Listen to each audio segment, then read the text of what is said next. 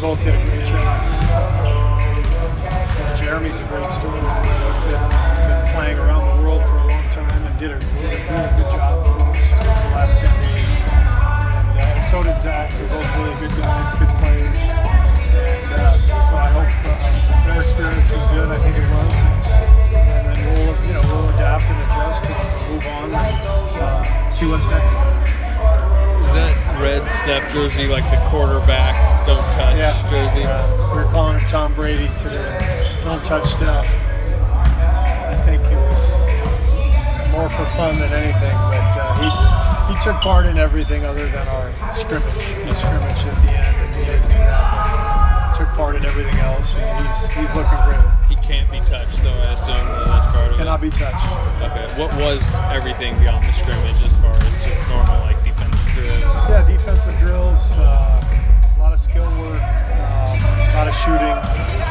Some offensive scripting, kind of the usual stuff, but pretty good practice. You know, the first day back from the break, you always want to go kind of short and sweet, and let everybody kind of blow their lungs out a little bit and get their legs moving, and so that's what we did. And then we'll come back tomorrow and have another practice, try to get back into the groove for Thursday. Is he close to contact? I don't know when he's going to be allowed to scrimmage. I don't think it's not this week or anything. But he looks really good. He's gaining strength, gaining confidence, and he's been putting himself through some brutal workauts. So his conditioning is about as good as it can possibly be for somebody who hasn't been able to scrimmage, because of what he does and how he goes about his work. Steve, does the organization have more of an official timeline now for when Steph can come back and play again? Not yet. Nothing official. We'll continue to monitor him, and as soon as we're ready to make any announcement, we'll let you know. So we said step 28 was his next update. Step 28. What have you thought about the Rockets choosing to go full-time, 5-out, small lineups? It's been interesting. They are at times unguardable. And I think because of the way that a lot of teams were guarding, doubling James, seems like this is sort of a counteraction to that. Now you've got the floor totally spread, and three-point shooters everywhere, and it gives Russell a ton of room to work with.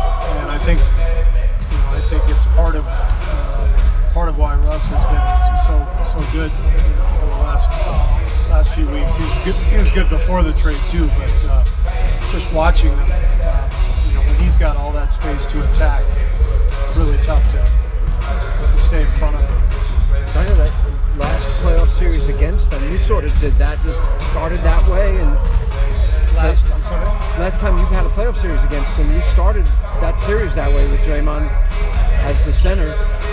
Could you see that even then as a thing that we would see more of in the league, to a point that a team would go 48 minutes that way? I figured if somebody would try, it would be Mike and Daryl. It's the tough thing is defensively is you have to be willing to take your medicine, because you're just not going to have the rim protection, and so then it becomes a math question. Can you gain more at the offensive end than you're giving up at the defensive end? And that's sort of what everybody is wrestling with these days. With the tempo and all the threes. The best teams are the ones that can put as many two-way guys as possible on the floor. And I think that's everybody's looking for guys who can play both ends. I haven't seen a great defensive team yet, though, that didn't have at least somebody protecting the paint. And so it's a really interesting experiment. It's going to be fun to watch. What do you think you can discover over the last couple months with Steph on the court? Like, where's the importance of that? Well, I think it's important for Steph and Andrew to get to know each other and to play together. I think it's important for Steph to play without all the guys we've lost who are not going to be back next year. Kevin and Andre and Sean. Steph in many ways has depended on those guys as sort of a giant security blanket, for a guy who is so skilled and talented. This has still been a team effort over the years, and he's been blessed with some of the smartest players and most talented players in the league. And so it's going to be a different role for him. And I think it's important. He only got 3 games before his injury, I think it was. So it's important for him to feel the difference, because it feels different for us. With all these young guys, we're trying to teach them on the fly, and a lot of things that we have taken for granted over the last 5 years, we can't take for granted anymore. Steph needs to feel that himself. So that's a big part of this last quarter of the season that he's a big part of. You kind of continue to say it's unlikely that Klay comes back. I know, like Joe and Bob have said, like, there is a chance. Is that almost a mini version of Steph? I know it would probably only, if it will even happen, would only probably be 4 or 5, 6 games, whatever. But is there something to, like, the benefit of even seeing him for a little bit? It's so different, because with Steph there's a definite timetable. It's easy to look and say in a couple weeks, Steph's going to be ready to play. I don't know exactly what day, but Klay's a long way from that. So I don't even entertain any thoughts of Klay playing this year. But I do know that this last part of the season is an important stretch for us to springboard into next year. And with the trade for Andrew and all the young guys we're trying to develop, and Steph's return, these are important games. They allow us to get to know each other and to play together, and maybe fiddle with some lineups, fiddle with some schemes, and get a look at them over the summer before we get back to camp. I know you said that you're trying to keep things simple for Andrew at first, but is the plan to sort of ramp it up and make sure that he knows like the majority of the time by the time Steph gets back? Yeah, a little bit. We're kind of adding a little bit here and there every day, and we're spending time with him at the end of every practice to go over some of our sets, and I think over the next couple of weeks he'll be able to absorb a lot more of our offense. Do you have like a guesstimation of maybe how much of the offense has been exposed to? Less than 50%, maybe 40%, I would say. What do you think of the Elam ending? It's great. It's great. And, I watched the tournament, the basketball tournament, a couple of years ago when they first started doing this, and it was fantastic. So when I read that the All-Star Game was going to employ the same rules, I thought immediately that it was going to be a really popular idea. And then, I turned the game on in the first quarter the other night, and I immediately turned it off because it looked like the usual nobody's going to try thing. Went out to dinner, and all of a sudden, the game was on in the background. And all of a sudden, the whole bar was watching the game, locked in, and seeing the world's best players just playing so hard. It was incredible. So I think it was great. It's something that I'd like to see every year in the All-Star Game. And I think the main thing our fans want to see, not only in the All-Star Game, but in every game, is competition amongst the world's best athletes.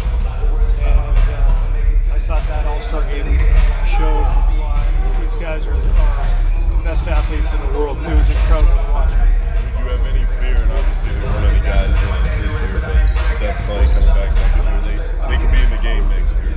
As a coach, would you have any fear of them playing at that level late, knowing that the risk of injury is possible? I'm actually more worried, honestly, I'm more worried about a risk of injury when guys don't play hard than when they do, because they end up in weird positions. When everybody's going hard, these guys are so sophisticated, they know the game so well, they kind of know where everybody's going to be.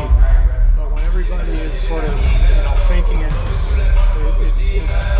it scares me. And, so I did not have any fear of guys getting hurt. You mentioned kind of the need for discovery that still remains, even though obviously there's no playoff stakes to the last 28 games. How about specifically at the center spot? I mean, you have Looney obviously locked in. Chris now has kind of emerged. But do you still kind of need to figure if that's like a solidified spot for you with those two going into the summer? I think, ideally Loon would stay healthy and show us what he can do consistently. And really, it's more just, when I say show us what he can do, I mean from a health standpoint. I know what he can do physically. Had a great scrimmage today, great practice, shooting the ball as well as he's ever shot it. And, I just feel like Loon can be such a good player for us, given what he's experienced in the finals, given how smart he is. If he can put it together from a health standpoint here in the last quarter of the season and get consistency from his body and know what he can expect, and I think I'd be really, really comfortable going into the offseason knowing that we've got Keys and Loon at that center spot with probably adding a free agent and then Smiley to continue to develop. That'd be a comfortable spot for me. Thanks everybody. Thank you. Appreciate it.